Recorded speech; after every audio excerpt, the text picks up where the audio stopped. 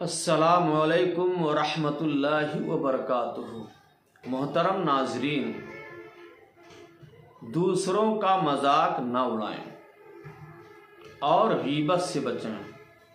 सूरे हुजरात आयत नंबर 11 में अल्लाह ताला का इरशाद है, या अय्युहल्लज़ीना आमनू,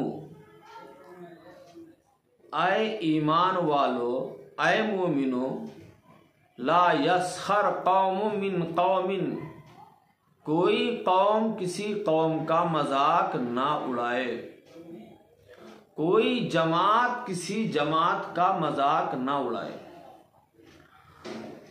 असा अन यकूनु खैरम मिनहुम, हो सकता है कि जिसका मजाक उड़ाया जा रहा है वो मजाक उड़ाने वालों से बेहतर हो। वला निसाउम मिन निसाइन असा अन यकुन्ना खैरम मिनहुन्ना, और ख़ास तौर पर औरतें दूसरी औरतों का मजाक ना उड़ाएं।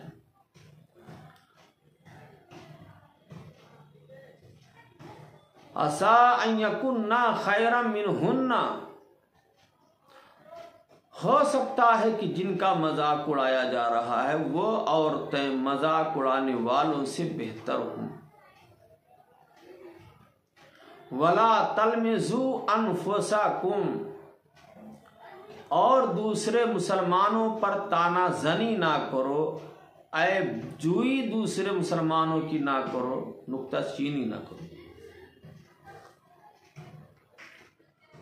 वला तनाबजू बिल अलक़ाब, और किसी भी मुसलमान को बुरे अलकाब से ना पुकारो। बिइसल इस्मुल फुसूक बादल ईमान, और ईमान लाने के बाद ये सब फिस्को फुजूर का काम है। मजाक उड़ाना, ताना जनी करना, बुरे अलकाब से किसी को पुकारना, ये सब फिस्को फुजूर का काम हो। वमन लम यतुब फउलाइका हुमुज जालिमून, और जिसने इन गुनाह कबीरा से तौबा नहीं की वो लोग हकीकत में जालिम हैं। मोहतरम नाजरीन, ये सूरे हुजरात की आयत नंबर 11 है।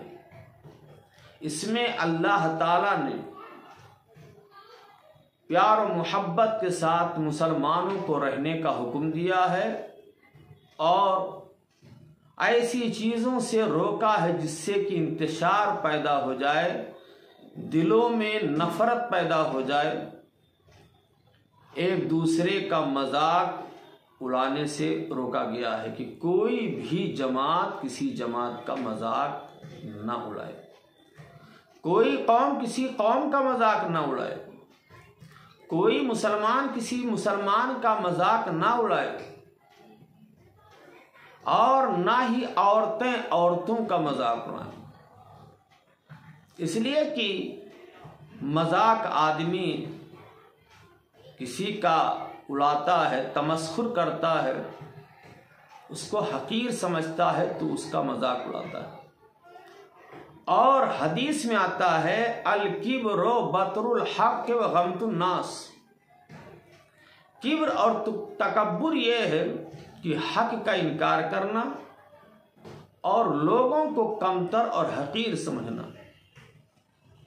मन ज़हका ज़ुहका, प्यारे रसूल का फरमान है, जो किसी पर हंसेगा, किसी का मजाक उड़ाएगा, उस पर भी हंसा जाएगा, उसका भी मजाक उड़ाया जाएगा।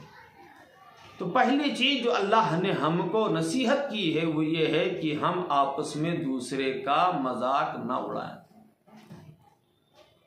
न शक्ल सूरत देखकर मजाक उड़ाएं,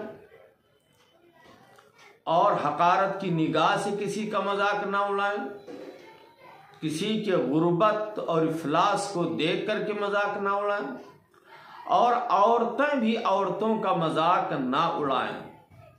हो सकता है कि तकवा के एतबार से, आमाल सालिहा के एतबार से जिसका मजाक उड़ाया जा रहा है वो मजाक उड़ाने वाले से बेहतर हो।